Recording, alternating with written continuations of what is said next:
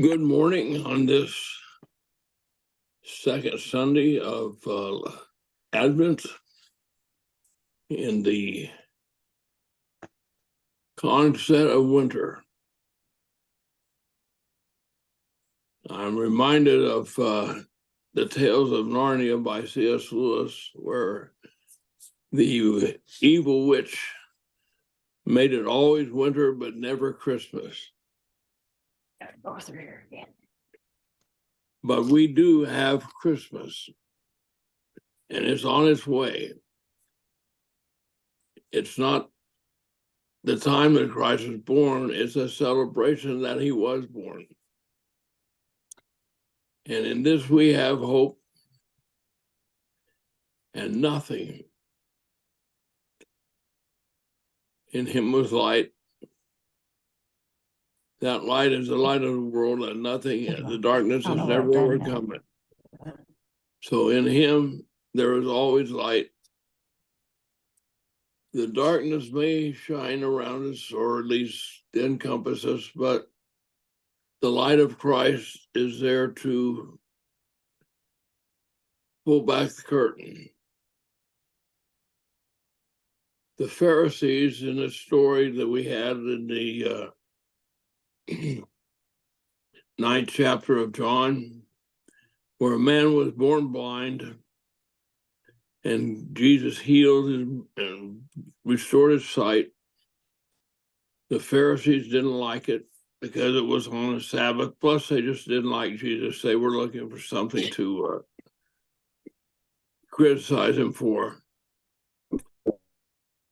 It wasn't the first time, it would not be the last time that they did this. But they asked the man who was it that healed you? And he said, I don't know. I don't know who he is, but he's a prophet. And the Pharisees said, well, he's not really a prophet. And the man said, well, this I know, I was blind and now I see. Jesus opens the world to us in ways that no one else can. In a sense, all of us are and have been blind until Jesus helps us see. And then we have maybe not blindness again, but we have impaired vision. In another gospel, it says that Jesus put the mud made with his own spittle on the man's eyes, and then he asked him if he could see. He said, well, I see men that look like trees walking. I always wondered, how does a man who is born blind know what a tree looks like? Well, perhaps he felt the trunk. There's a story about the three blind men who were examining the elephant. And the one grabbed a hold of a leg and says, the elephant is like a tree trunk. One of them is touching his eyes and no, the elephant is like a wall. And another is touching the elephant's trunk and said, no, the elephant is like a long, big, large hose. They argue about what the elephant's like. They never pool their knowledge and get a better idea of what the elephant's really like by sharing that knowledge. In many ways, our encounter with God can be like that. God does one thing with one person and another thing with another person. So we want to argue over it, which is right, which is wrong, and not realize that both can be right. And if we put them together, we will know more about God than we did before.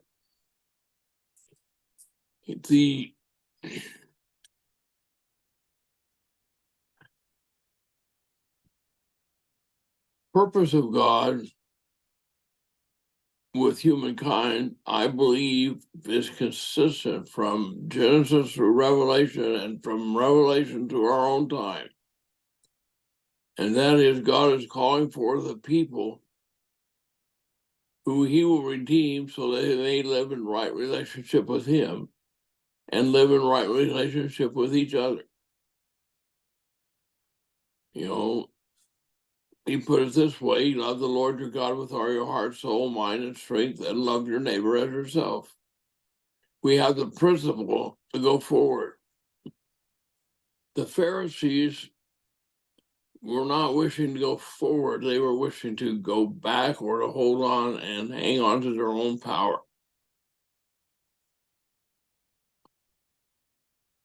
It is not enough just to thank God for what has been done to you, but we need to embrace what God is doing with others and among us. His purposes are not limited to our own circumstances. His purposes include all people. He wants us to join with him in that.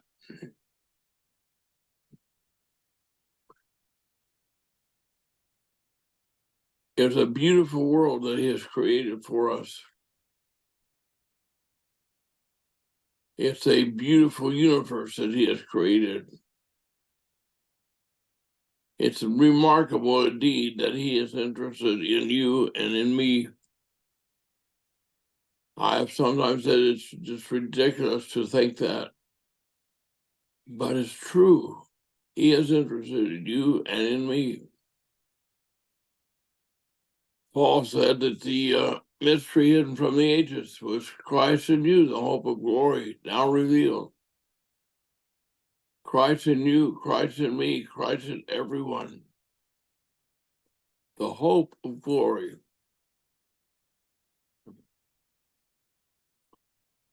Now, while we're talking about blindness and seeing, we're really talking about spiritual blindness. It was literal blindness with the man, but Jesus transposed that into, use it as a jumping off point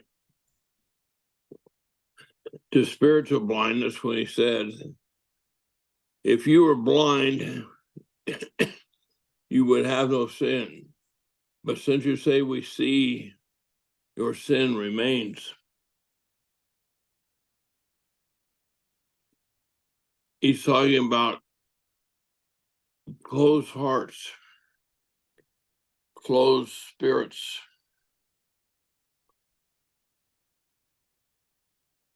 We need to open and let Christ open our eyes.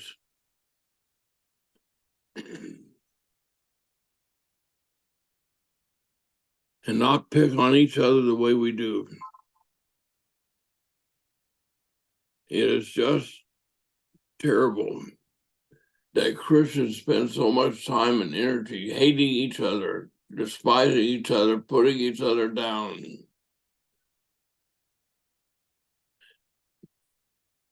Our job is to lift up Christ. If I be lifted up, I will draw all people to me, says Jesus. We can't lift him up if we're pushing our brother down. We can't lift him up if we're digging a hole to bury those against us. We can't lift him up if our only concern is who I am and what I face. But when we get involved with those who have need, when we reach out to those who are without hope, when we just come alongside people, it's redemptive. We're not the Redeemer, but we become conduits of God's grace.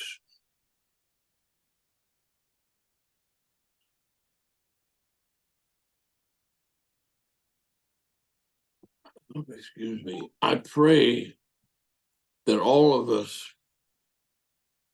will allow Christ to open our eyes that we may see what is around us with his vision, not ours.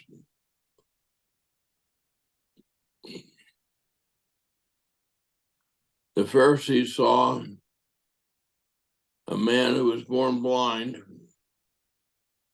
and when he was made to see, they saw a man who threatened them with his experience because it was unlike what they anticipated.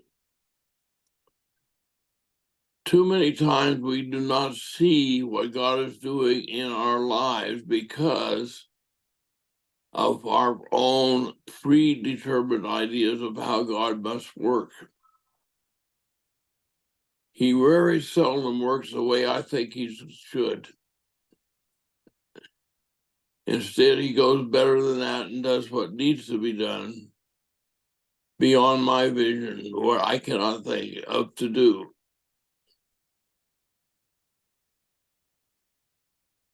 The Pharisees would not see what Jesus was doing because they had their own anticipation of what the Messiah would be, and Jesus didn't look like that.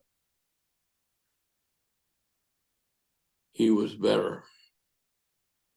But they couldn't see it because their minds were trapped in their past, in their books, in their power and prestige.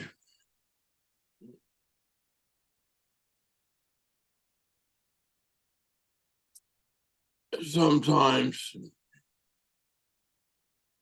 I've looked back on where I've come, where I was, where I am, and see how Jesus carried me even when I didn't know what I was doing. He still does that. He still does that for you. He does it for me.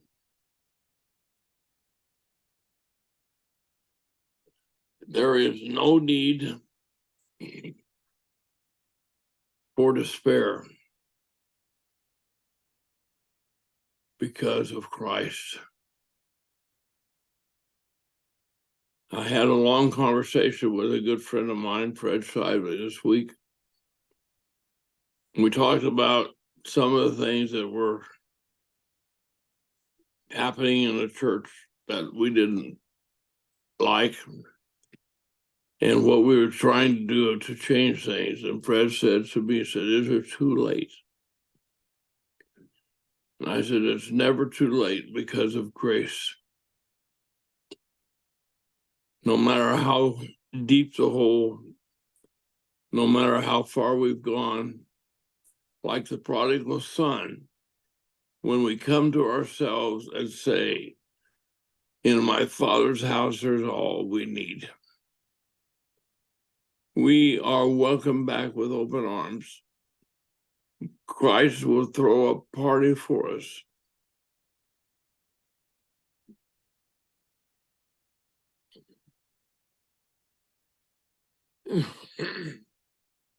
Jesus said there is rejoicing in heaven whenever a sinner is converted. There is rejoicing in heaven, I believe, whenever any of us drop was to change that were holding us back and stop plodding along and start racing. Excuse me, start racing. I pray this week that you all be good racehorses and that